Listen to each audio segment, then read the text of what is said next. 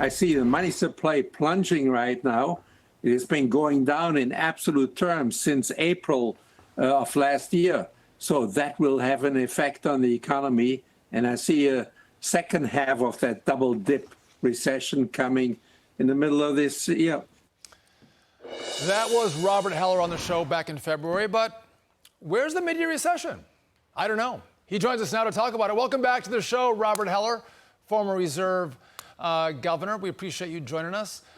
So, Robert, do you still stick with this prediction? Do we have a recession on the horizon, or are we past that prediction? Sean, good to be with you. I still think monetary policy at the present time is appropriately restrictive. The money supply is actually falling. It's shrinking.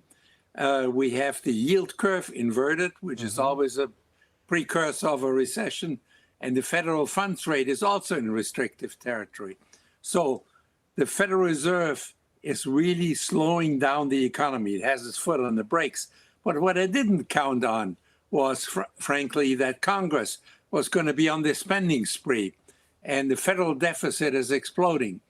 $2 trillion, roughly, it will be a deficit for this fiscal year.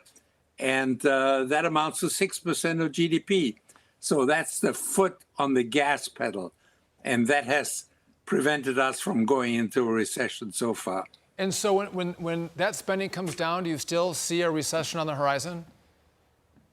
Yes, absolutely. You see, we're just spending way too much money. Yeah. And when that spending comes down, and it's a difficult thing to do before an election, all politicians, as you well know, they want to spend to win the next election. But it's an unsustainable path at the present time. There's when this party ends, it's going to be a massive hangover, no doubt about that. Okay, Art Laffer, he was on the show earlier this week making recommendations on what the Fed should be doing. Take a listen to what Art said, and I want you to react.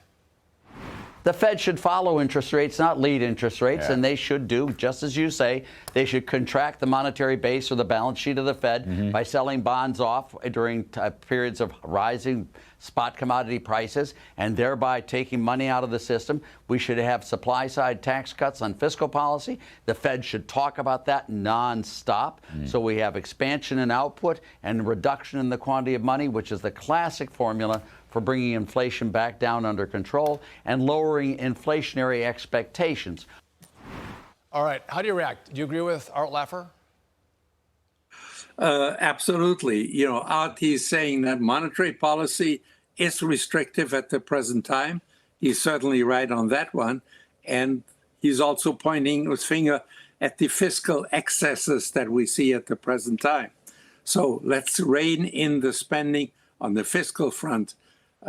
We don't have to be on this spending spree. The other thing that worries me a little bit, frankly, are the wage settlements that are happening right now.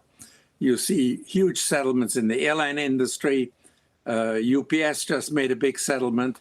Good for the workers, but it's not good for the country. 30% increases over 5 years. That sets a floor of 5% per year. And productivity isn't increasing. So where's it all going to come from? Higher prices. Yeah, and both you and Art would agree we should have the Congress stop spending and cut taxes. Listen, I spent 9 years there, Robert. Democrats are not going to do that in Congress. We could only hope, but that's not going to happen. But you know, obviously, we've seen inflation. It's come down a little bit, but it's still sticky. So does the Fed keep raising rates, or are they done? I would say they are just about done. If they would do another increase of 0.25% or 2%, just a little icing on the cake. But somewhere in the range between 5.5% and 6% for the Fed funds rate is the appropriate thing.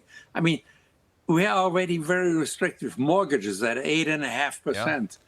Yeah. That is very expensive for the average family to buy a home. And so it is restrictive, the monetary policy, and rightfully so. We still see demand for the homes out there, though, which is interesting, especially with those rising rates. There's probably a supply issue that we have around the country. So let's get one last prediction from you. You said we still have risk of a recession. How far out is that?